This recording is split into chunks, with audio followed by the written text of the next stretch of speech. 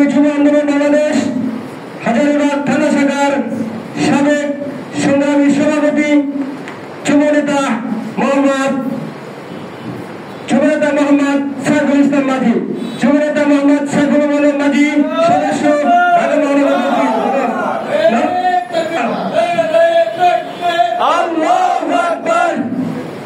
ইসলামী যুব আন্দোলন হাজারীবাগ থানা শাখার আয়োজনে 14 নম্বর ওয়ার্ড ইসলামী যুব আন্দোলনের আয়োজনে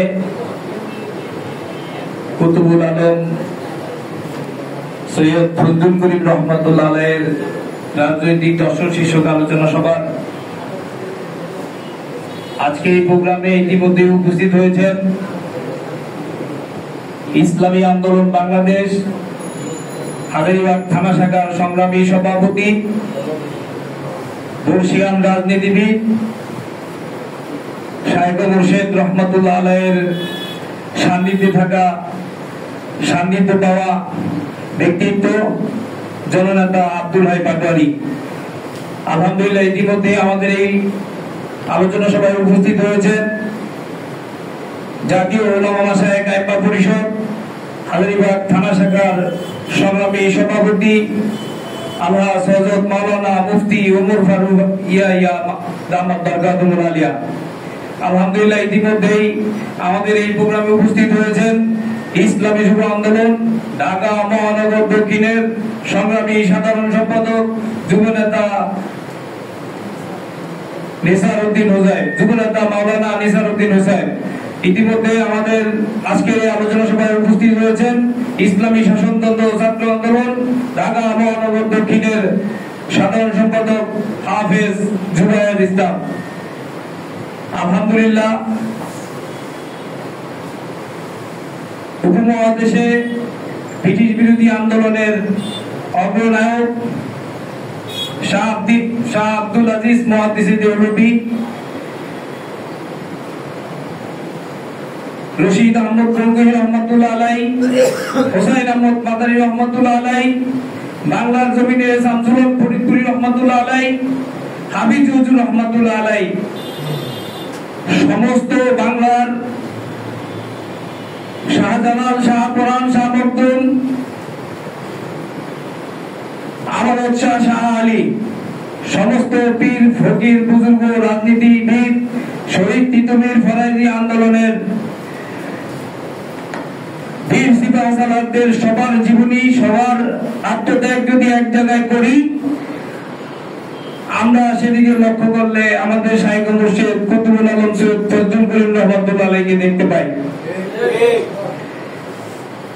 আজকে তার জীবনী রাজনৈতিক দর্শন নিয়ে আলোচনা। আপনারা জানেন 1987 সালে ইসলামী আন্দোলন বাংলাদেশ নামে তিনি বাংলাদেশে একটি রাজনৈতিক দল গঠন করেছিলেন। যেই রাজনৈতিক দলের দীর্ঘ পদক্রমে দীর্ঘ পথ চলায় আজকে এই যুব আন্দোলনে প্রতিষ্ঠিত এবং এই হাজারীবাগ থানা যুব আন্দোলনের একটি ওয়ার্ডে তার জীবন শীর্ষক আলোচনা সভা আয়োজন করা হয়েছে। প্রিয় বন্ধুরা, আপনারা জানেন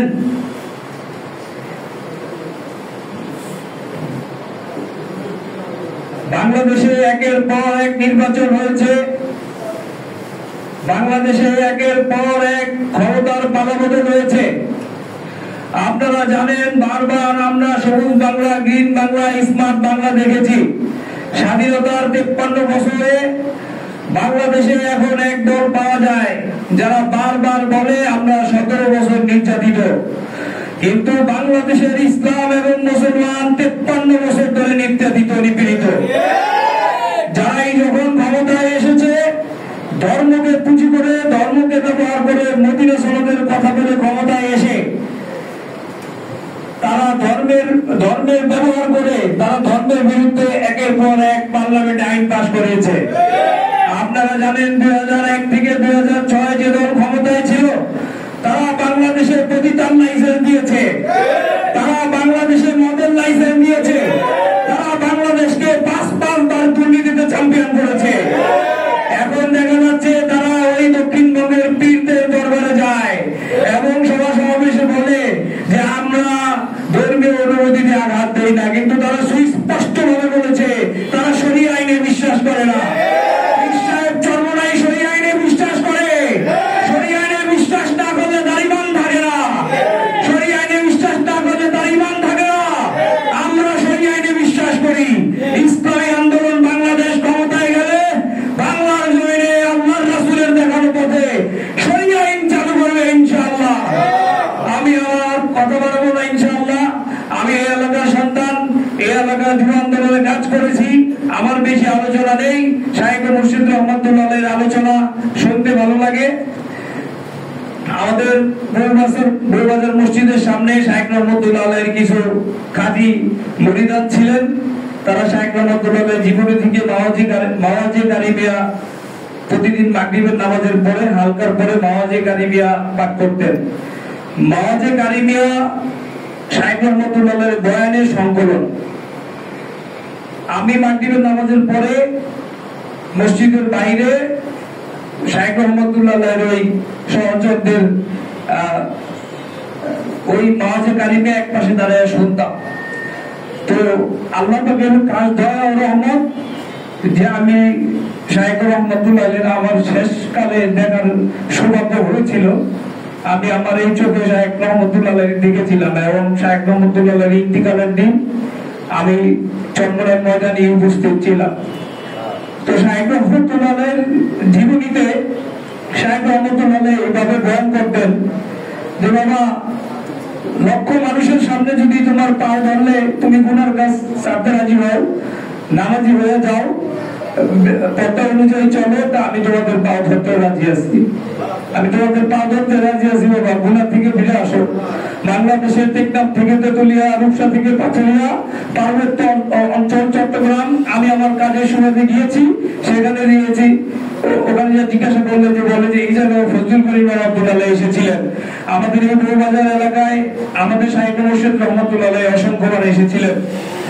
শাইখ রহমাতুল্লাহ বলতেন যে আমাদের ওই এলাকার যারা মুরব্বিয়ানে কেরাম আছেন সবাই শাইখ রহমাতুল্লাহ মহাব্বত করতেন, তাদের সাথে একটা ভালো সুসম্পর্ক ছিল।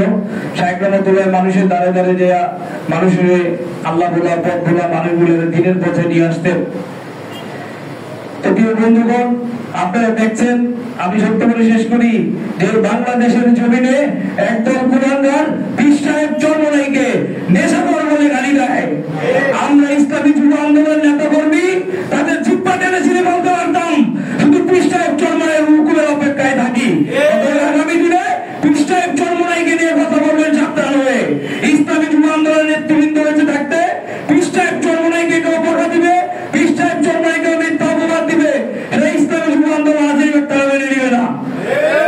আপনাদের কাছে দোয়া চাই, দোয়া করি আল্লাহ পাক ইসলামী যুব আন্দোলন হাজারীবাগ থানা থেকে কবুল করুন। আজকের এই আয়োজনে যে সমস্ত মেহমান বৃন্দ এসেছেন